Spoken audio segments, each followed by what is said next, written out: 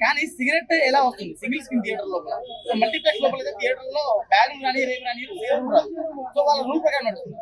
కానీ single screen theatre లో cigarette ఎందుకు అమ్ముతున్నారు? 15 రూపాయలు సిగరెట్ 25 రూపాయలు 30 రూపాయలు కూడా అమ్ముతున్నారండి. అలా కూడా ఉన్నాయి.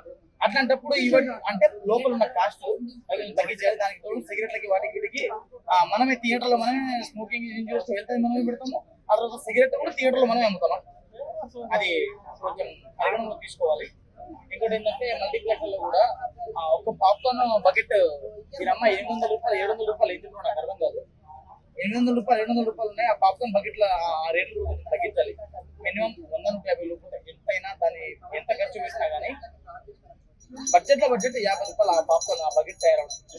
దాన్ని మరీ ఎంత 700 దాని మీద లాభంగా 150 తీసుకుని 200 రూపాయలకైనా అమ్మండి.